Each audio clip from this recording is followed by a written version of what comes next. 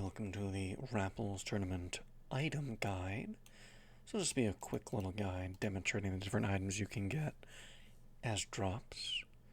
So the first main weapons you'll get from Abyss 1 through 4, or mostly 1 through 3, are going to be these kinds of items. The 180 level items, and occasionally these kinds of items. These are different than the treasury weapons, but they kind of have this same look, but they are different. So, given that, we will go over what to do for each one. So, for the most part, you just drag your weapon, get a Philosopher's Scroll, and voila, now it works. That's going to be for everything under Abyss 4 and under. For Treasury, it's a little different. This is your inventory after doing a Treasury run. You'll notice there's different ranks to items. There's rare 3rd, 2nd, and 1st. 1st is the best, 3rd is the worst. So, as you can see, there's a slight difference in P attack and crit power. This is important. Now there is a few different rarities. You got rare, you got epic, you got legendary, and then you get mythical, which is yellow, or the mythical first tier kind of looks like the rank 7 original weapons, and it looks like this. It's mythical calamity first. That is just a two-handed spear. So this is the kind of gear you'll get. You'll need to use advanced BPOCs for this. These also drop in Treasury. They are extremely low drop rate. In an hour session, you may only get 1 to 2. Sometimes if you get lucky, you'll get 6, 7, maybe a little more. But usually, it's about 1 to 3. This was after an hour session. Usually expect maybe 1 mythical weapon during a session, probably 5 to 6 legendary, and the vast majority are going to be epic. Each rarity tier has a different luck for rolling a skill. Generally, the mythical ones will roll more skills more often, but you can only roll it once as of now.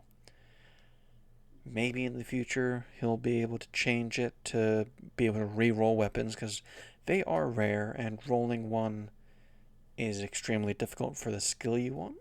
So that's the main difference for treasury weapons compared to the normal 180. You can get skills on these weapons. So your gear and then weapons have the skills that you want. Again, it's pretty rare. This is true endgame farming optimization. It'll take you a while. So let's just do this. So if you want a skill for you, you would need to use an advanced BPOC. But since this is a spear, I want to make it a pet weapon. So in order to do that, I need to use a pet scroll of treasury. Also drops in treasury. You use it, and voila. This one rolled pretty okay. It didn't roll a skill, so this wouldn't really be used, since this is also an agility roll. So probably not the great roll, but these are just the kind of things that you're going to have to run into. So this is why I would want us to be re-rolled, but as of now you can't. And then some of these don't work for every BPOC. Some of them don't like it. This is just a thing with the game, so we'll see if this one works for the War Kahuna one. It doesn't. You can see it failed. So we will have to try a different one. We'll try the Magus with this one instead. That one worked. As you can see, this got Magus Bleak Squall skill, but it rolled terribly. So these are just kind of the RNG aspects of treasury gear, specifically. This is why you also kind of want to level your buff slaves up a bit. You can try your luck at 190, but from testing from a few different people, they find the 200 ones roll a little more consistently with skills. And since you're not going to be able to farm advanced BPOCs enough that'll be a problem. Other things to note with normal gear is you'll see this little lightning bolt. This is hammered gear. This drops from Battle of Ancients, Hard Mode Abyss, 195 plus Ursa, and very rarely, but from Volcanus. These drop from the same spots. These are used to upgrade the Sand Dragon and the melee and caster cloaks. On the bottom here, you'll see triple arrows on this item. So when you roll for gold spins, you will get a green version of the item. You need to put it in the enchant window with a Hephaestus forging hammer. You can get this from the level 210 box, which is what I recommend. Just wait to do most of this unless you get it early. Then you can use one of your reborn tokens. But if you can wait till you hit reborn 20, then open the 210 box. You'll be able to do it. It gets rid of the green arrows and turns it into a lightning bolt. I'm not going to do it because Red Dragon set, I don't actually ever use it. But if you do have a Red Dragon set or a Guardian set, that's how you do it. Do not use Hephaestus on a non-hammered Nusi item. It's not worth it. Just buy it from the auction house or just chuck it. You do not use Hephaestus hammers on Nusilite gear.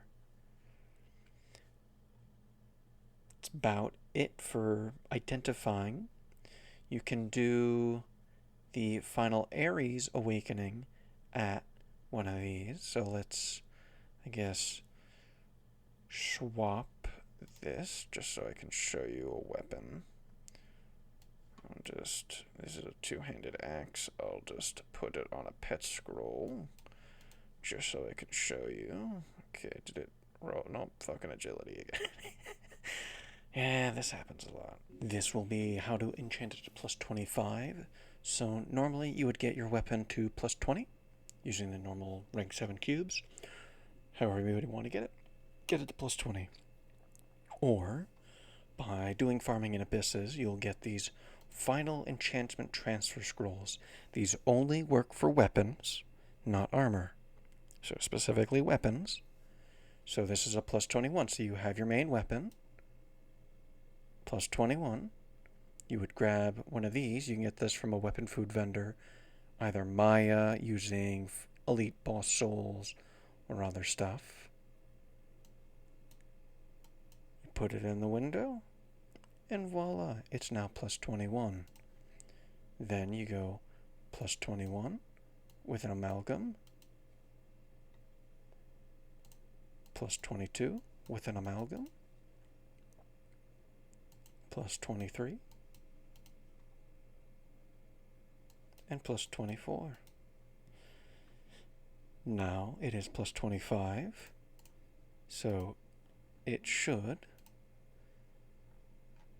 be enchantable. So let's see, plus 25. Let's go to Blacksmith. Final Awakening. And voila. There you go.